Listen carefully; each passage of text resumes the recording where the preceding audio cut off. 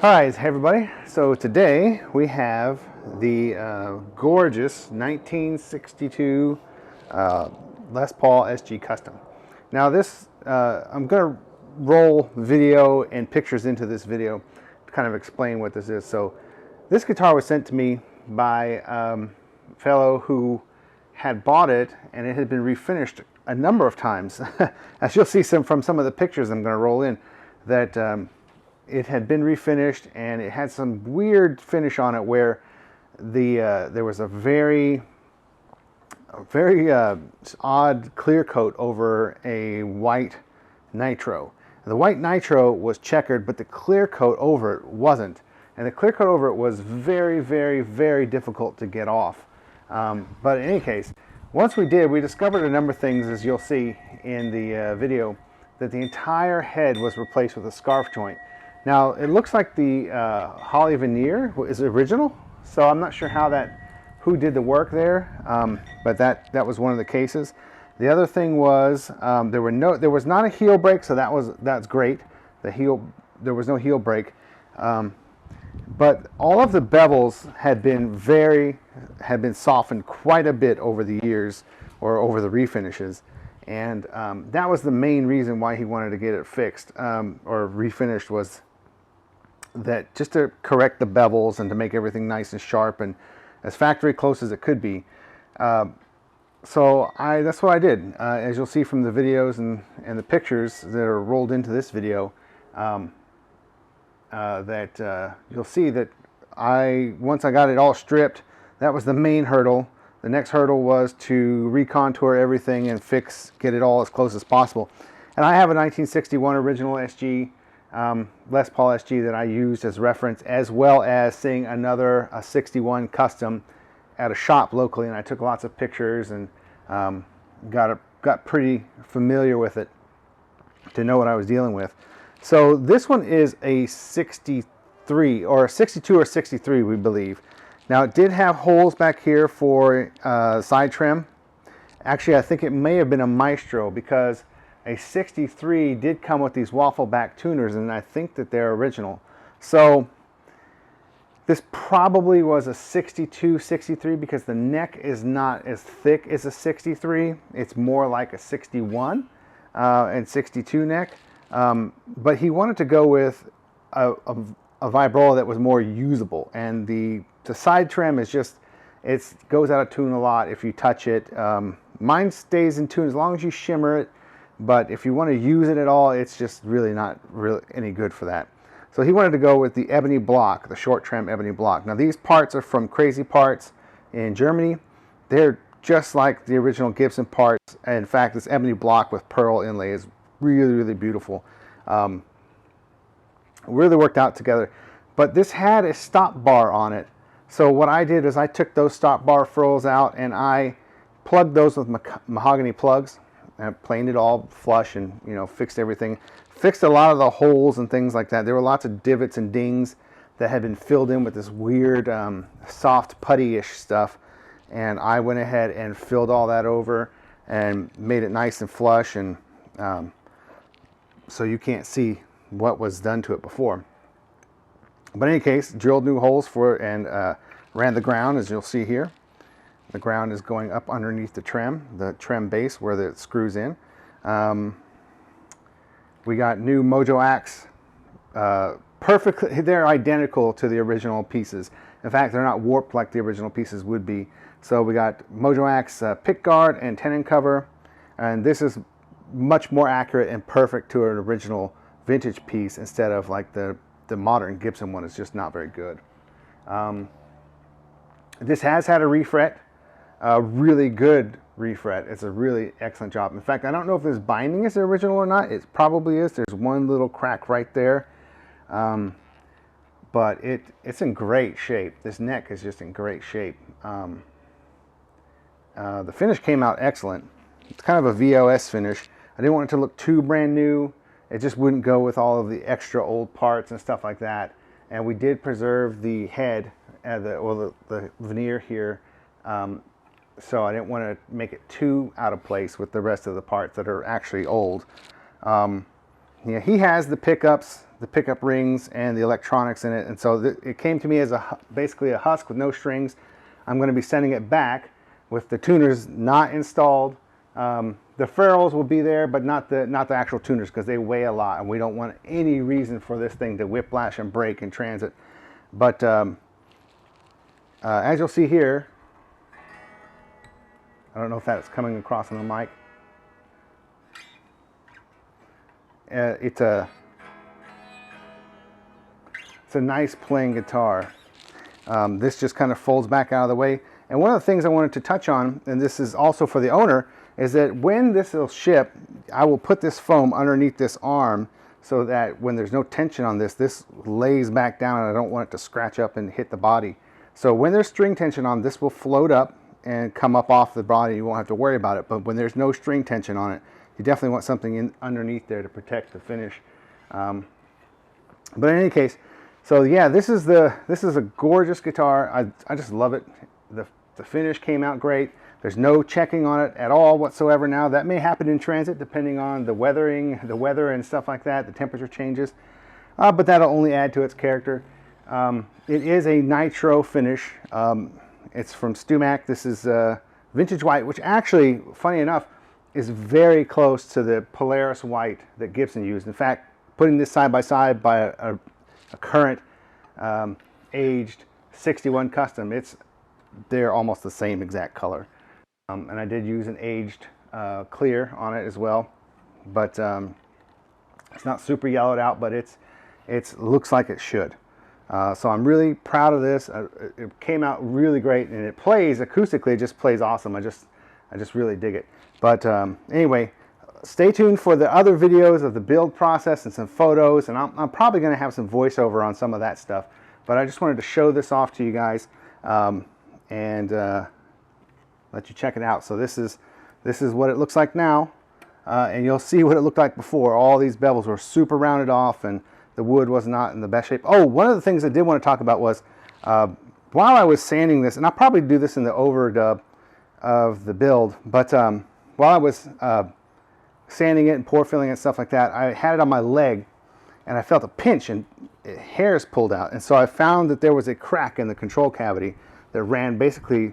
You'll see that in the pictures, there's a wood grain that runs right along here, and just along that one vein there was a crack, and there was a little ding right there in the wood. I don't know if that's pictured or not, but I showed it to the owner, and I think that's where that crack originated. Someone must have dropped it, and that ding was there, and I didn't realize it had cracked but when I was holding it on my lap, it had opened enough to pinch a hair and pull it out, which was good, because I found it, and I was able to use hot hide glue to glue up the entire thing.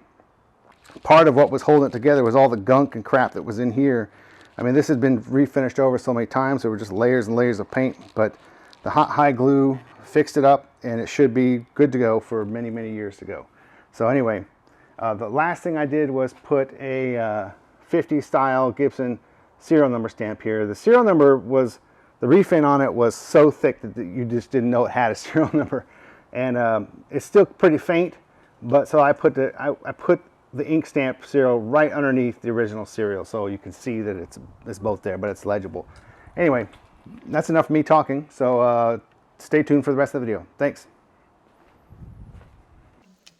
Hello everyone. So I'm working on this. I'm kind of starting a little bit too late in the video.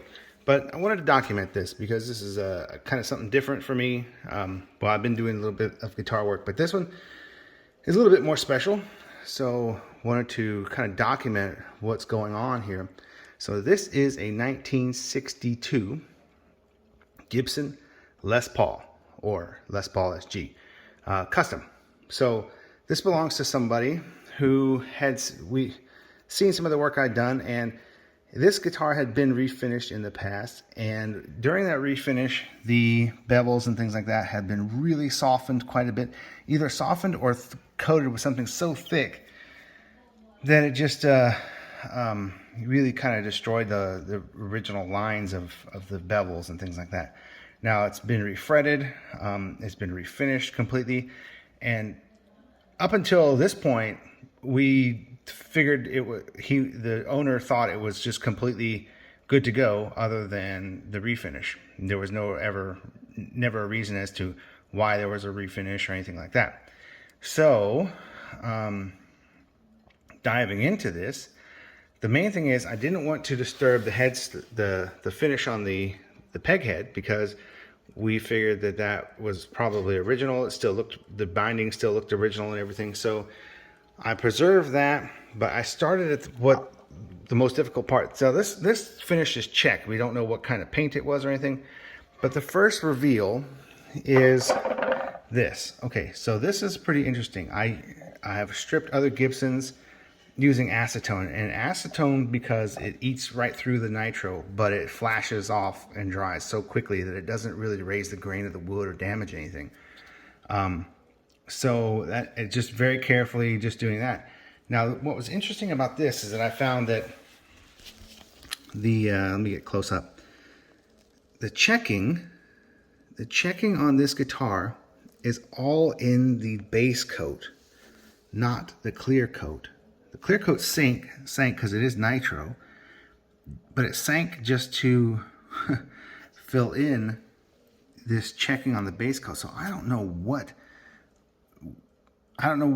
who did this refinish, but something weird is the acetone just eats right through this nitro top coat. Not a problem, right?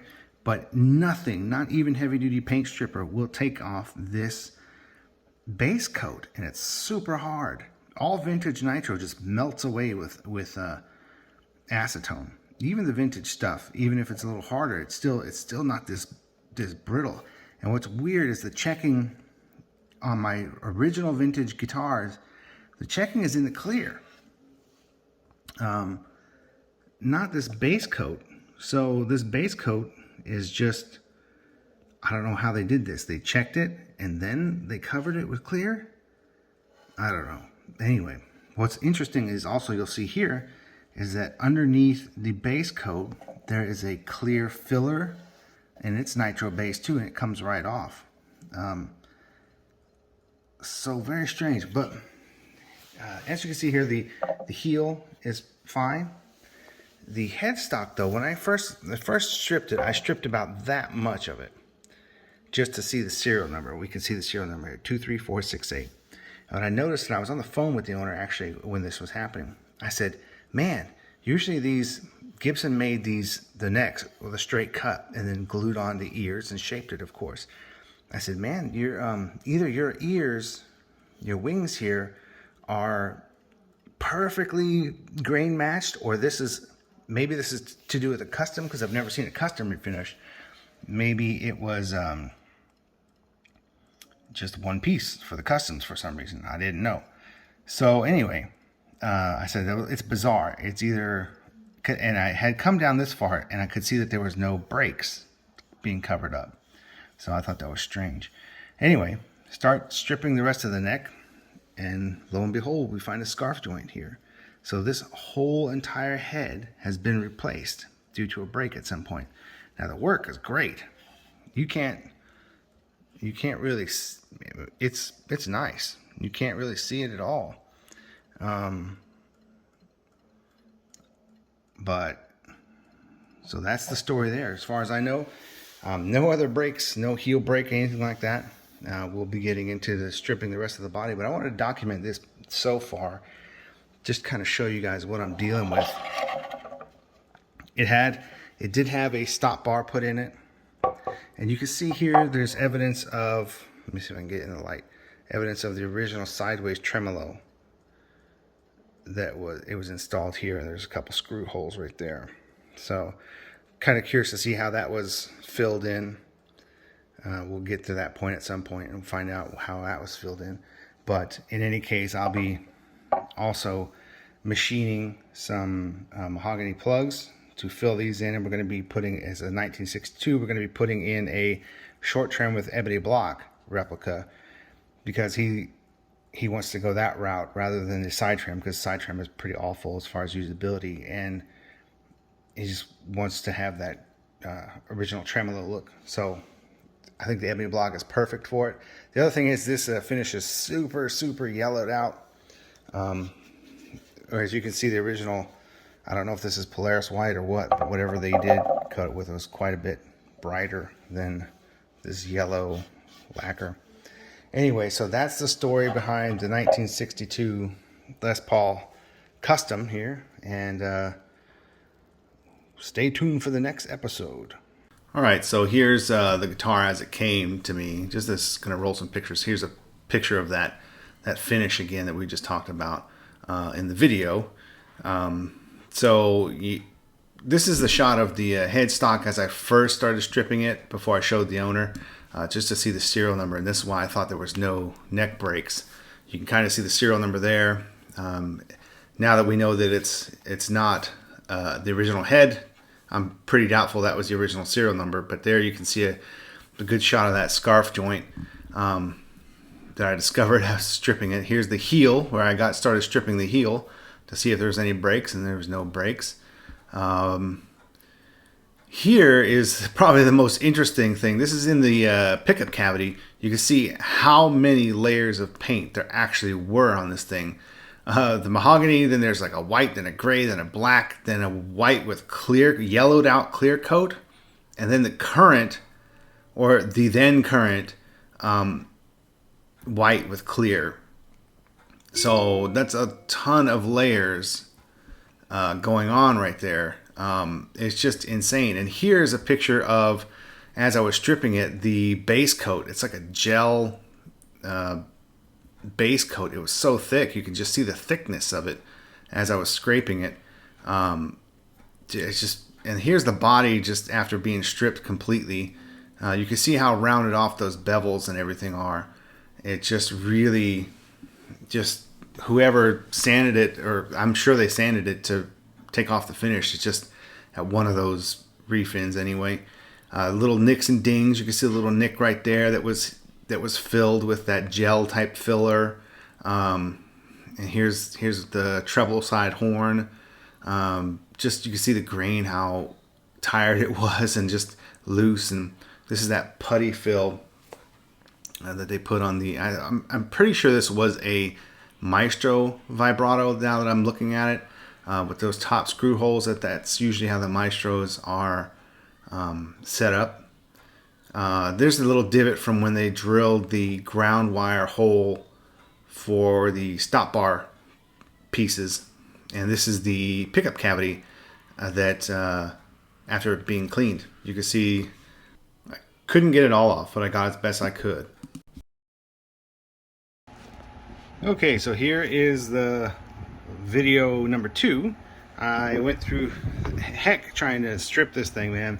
That paint was awful. It was very terrible. And in the pickup cavity, it was so thick. I mean, there was like a gray, you can kind of see it here. There was a gray layer, then a white layer, then a silver layer, then a black layer, or whatever that is, and then there was the thick white with the thick clear coat, and in between that was the thick sealer coat. Man, it was just ridiculous. So here's another thing I found out. There's some filler had been put on here where they drilled a hole for the ground, and when they filled this stuff is not very hard. It's pretty soft. It's like clay. So I'm gonna have to fill in these because it's kind of sunken down anyway, so I'm gonna have to fill and level these anyway, just to make it look nicer and cleaner. But you can feel these divots. They just, I don't know who did this work, but it's not the best. Not the best. You can see the truss rod plug here. You can see all of the bevels are super soft. They just sanded it down, I guess, and everything's really soft except for this line for some reason, and this line. These are relatively still nice, and luckily the edge there is pretty sharp still, so that's nice. But all of the main body the body bevels are all soft. Here's the control cavity. It had that super thick paint on it either. I can't really get much off of the sides. but it's not too thick on the sides, thankfully. Anyway, that'll all get covered up, as will the pickup cavities. But there's a lot of little nicks and dings here and there that were just covered with that filler. And well, we'll address all that stuff and make it nice and level as best as we can. So anyway, that's what we're dealing with. The wood is really cool though. It's got this cool graining here. Luckily there's no control cavity breaks, no breaks whatsoever. The tenon's all good. There's some figuring here in the mahogany. It's hard to see in this light. If I wetted it down, you could probably see it, but there's some figuring, some flame going on here in the mahogany, which is really cool. Anyway, so next is starting to crispen up all these bevels. All right, so here we're taking a look at just as I start recontouring the body and fixing the bevels. Not much to really say about it other than, well, actually there is a bunch to say about it. So the body, the contours, everything was super soft, and obviously you have to take off some wood to get it back to sharp. I tried to do as minimal as possible to keep the general overall dimensions and everything as close to original as possible, but there's gonna be some wood loss just due to the fact that I have to get rid of some to make it sharp again. But I did try to keep it to the minimum. The biggest problem was that the top and the bottom were no longer flat. They had been rounded off so much that the only way to get the bevels to meet up in a crisp line was to take material off the top and the bottom of the main flat parts and I had to blend that in to, you know, minimize the wood loss there. But just really had to, you kind of can see it here in this picture where there's a meeting of the top and the bevel on the side and the bottom here. But I had to plane the entire top and the bottom to get them to have nice crisp bevels that meet up, just because it had been so rounded off over the years or however many refinishes that it had. So we got there in the end, but it was a lot of work, a lot of sanding work, and just trying to be really careful with looking at, you know, the dimensions on my original 61 and the pictures I've had of the other custom that I looked at and documented, and just trying to get it as close as possible to looking like it's supposed to, with the minimal amount of wood loss by sanding. And yeah, so it was a lot of work. Here's a shot of you can see the hole I drilled for the new what you call it, the ground that goes under the side, the Maestro, my short Maestro trim with the ebony block. This is just a further refining of the base side horn bevel. That's one of the most important parts. Is just your eye really goes there and really can see when that doesn't look right. So you could, if you look back at the earlier pictures of these bevels, the wood grain was super loose and super tired, and it looks pretty nice and crisp here. This is sanded like this. It's much easier to pore fill than that terrible huge grain that had been left over from all the refinishing.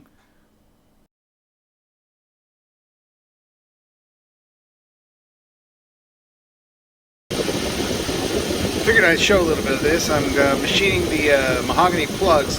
So let me turn it off.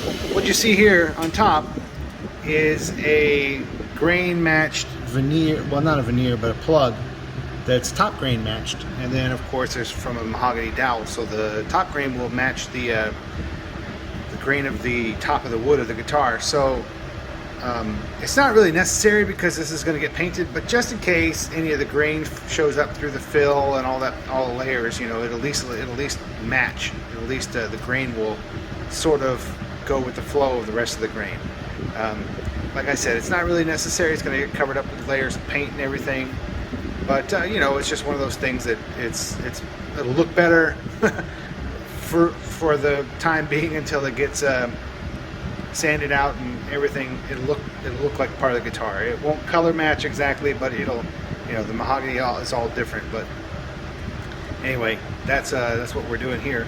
So I'm turning this down to the correct. Right now I have it a few thousandths out of the correct thickness.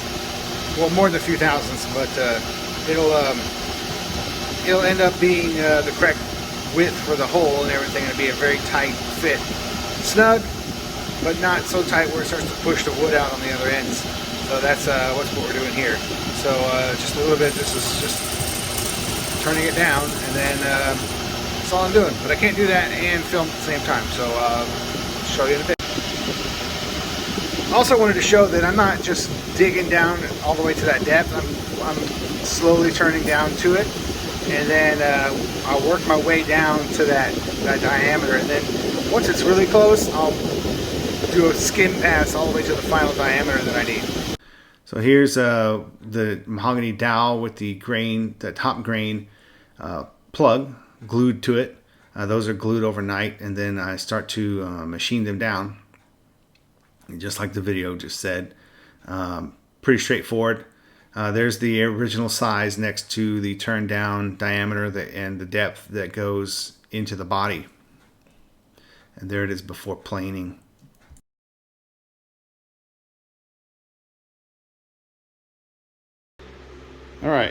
All right, so here we are. Here's the second plug. This first one's fitted, and they're on purpose put proud because I need to plane them down and then get them flush. So I want a tight fit to so that when I sand it down, plane it down and sand it to blend, it's going to be flush. So this is, as you can see here, it's a tight fit. It's I might be able to sand this surface of this one just a tiny bit more so I get a better fit, because I need some area for the glue as well to take up some of the space. So, and it'll swell a little bit with the glue. So I'm going to just resand this one just a tiny bit. It's snug, it fits, but I want it to be fit perfectly. And you'll see here, so with this top grain here, the goal is to match the general direction of the grain. So that's why I use a cap, a plug cap on top of the dowel. Both are mahogany, of course, but I want it to match. Okay, I've sanded a slight taper on it just so it snugs in nice. So what I'll do is I'll apply some glue to the edges of it and then pound it in. So this is a series of photos showing the crack that I discovered in the control cavity. You can see it right there through the paint. As I was chipping off paint and cleaning out the control cavity where the input jack goes, I guess I started to remove glue and things like that, where you can see it there on that side as well. This is where the toggle switch goes, because there was so much caked on stuff down there that I guess when I started to remove it, that's whoever glued it up beforehand hadn't done the best job, or didn't, maybe they just glued it from the side. I'm not quite sure. Anyway, you can see there's a big chunk missing right there, and that was, you can see that the paint's right on top of it, so you can see that I didn't do that, but it's definitely there. But you can't see the crack here in the middle, right where we're looking at. You can't see it at all whatsoever, but you can see it on the sides. Here it's just, the only way I discovered it was that it ripped some hairs out of my leg, and I was like, what is going on? And when I looked closer, I saw my hair sticking out of the guitar, so that's when I started to press on it a little bit to see if it was opening up. And you can just see there, right in the center, there's kind of like an old ding. And I think that's what originally may have caused this crack to start. There's another ding you'll see later on where could have also attributed to how it started originally. But anyway, it's really hard to see that crack right there. But you can see some hair sticking out, some fuzz and stuff sticking out of it. And on this side, it's really hard to see. But if you just look, you can see it if you follow it from the top, where you can see it down. And then this is an extra picture I took this just to document it. Basically, it looked like the strap button had been plugged and filled before, and this is a result. Looks like a giant plug stuck in there, but that's that. And this is after repairing the cavity crack and putting. I just wiped it down with naphtha to get the contrast to show. And here you cannot see the crack at all. If you look up, the third stripe down is where it kind of started, from where the toggle switch is down to the input jack, and it just followed that grain kind of. That's where the crack was, and those parts of the guitar are the thinnest.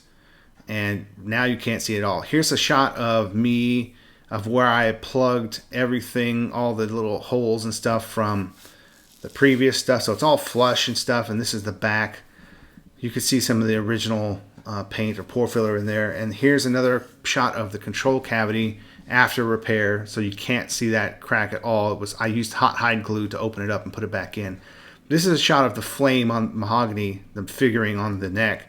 I wiped it down with naphtha just to get that contrast, and you can really kind of see that flame excuse me, coming out right there.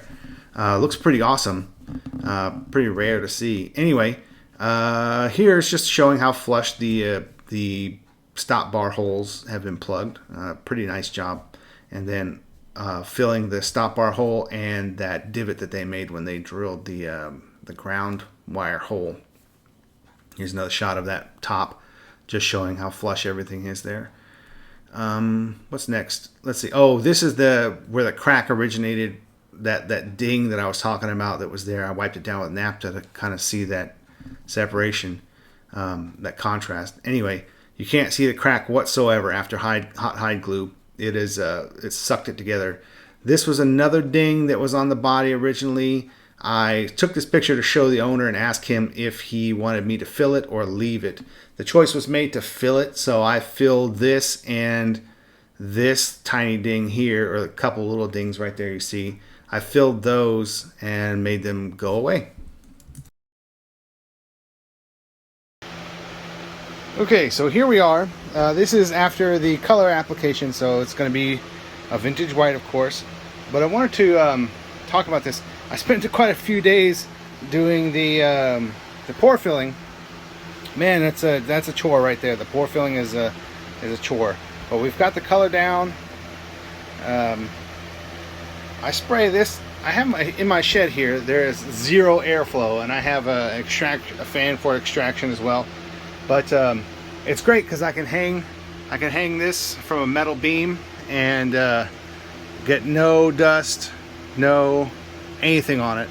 It's actually turned out to be a really good makeshift paint booth. So just kind of show you there. The serial number is still visible for now, sort of.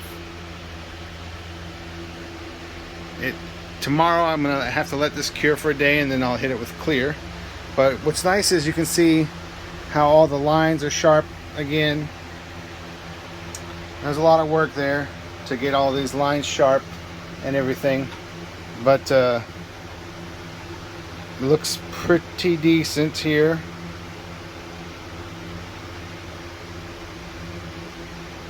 I had to work with what was available as far as wood, because a lot of it was already smoothed off way too much, and from whoever did the original refins, but it looks really good now. So just got to get it, keep it, let it cure for a day, and then we'll hit some clear, and probably a whole day of adding clear coats one after the other. You know, hit clear, let it dry, hit clear, let it dry, do that for a whole day, and then probably 3 or 4 good, maybe 4 or 5 good coats of clear, and then let it cure for about a month.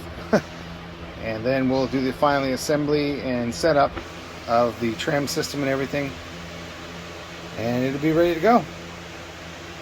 So that's it. That's the update.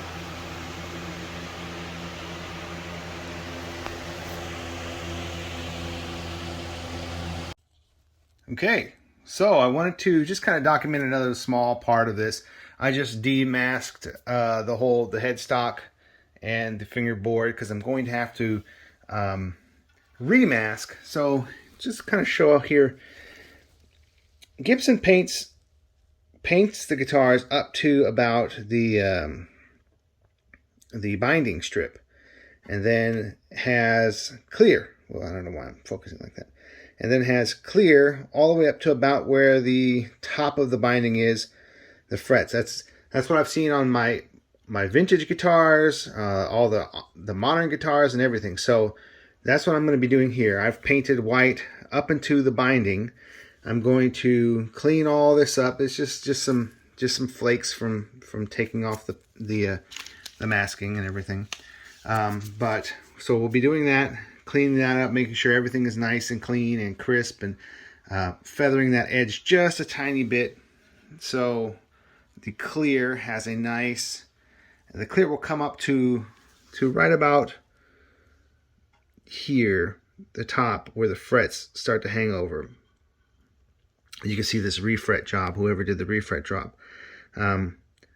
It's not the most awesome refret job I've seen. The frets are in good shape, so I imagine it plays well, but but you can see that they didn't do a great job dressing the fret ends. Maybe I can take care of that a little bit, but he has a luthier who can probably do that as well. But anyway, and also this is something I wanted to show you guys, is that Gibson always has the paint come up over the nut a little bit. So that's how I've done that as well. Try to use, I went and checked out, of course, a real vintage one and saw how they did theirs. And, you know, the nuts usually get replaced, so that's not that big a deal. But, you know, we're not trying to make it look factory fresh. We're just trying to make it look better. But I think this is going to look really nice when it's done, because all of the lines are crisp. And so it should be pretty good. So today I'm prepping. Well, this morning I'm prepping for clear, and then we'll shoot clear and see how that goes. All right, so here you're going to see the guitar hanging up. This is after clear. This is just showing the serial number stamp that I did with the 50 style serial number. This is after a couple passes of sanding, probably 1500, 2000 grit, not sure, but it gets pretty matte after we start level sanding. This is just showing the level sanding, more or less. It's hard to tell anything other than it just looks like satin finish. And this is probably before buff and polish. So here's a buff and polish with, this is after everything's done, just showing kind of the details. There's the ground wire coming through, and this is showing the details of the horns and all the bevels and everything after the white nitro and the clear coats and all the buffing and polishing and sanding, level sanding and stuff. So came out really good.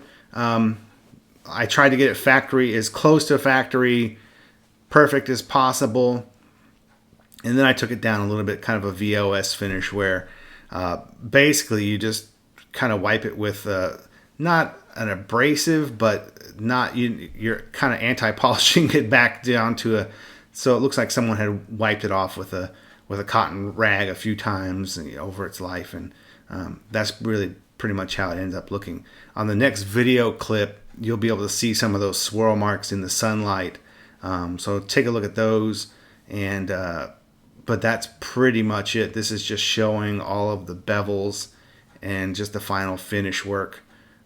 It's really hard to photograph this thing, but you see it in person. I think it looks really good. It looks like a lightly used and owned guitar. I'm sure it's going to age as he plays it and everything, but right now it looks pretty cool. So here's the bevels. A world of difference from the original when it came.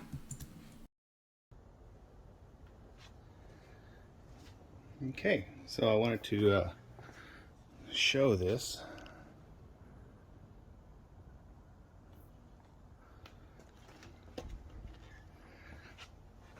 Get some close-ups of it.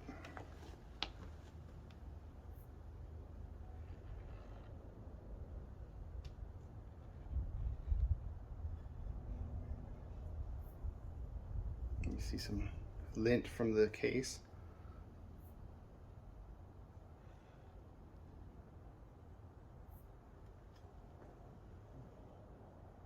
The head with the stamp logo, the waffle back tuners, the original peg head, ebony board. This hasn't been conditioned yet. This is the new reproduction ebony block, crazy parts, gold side trim. I believe this is a Goto bridge, but this is what was on there. These are the ABR1 studs. So all the lines have been restored as best as I can.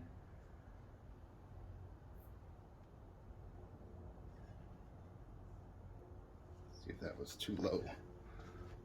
Yeah, we were too low.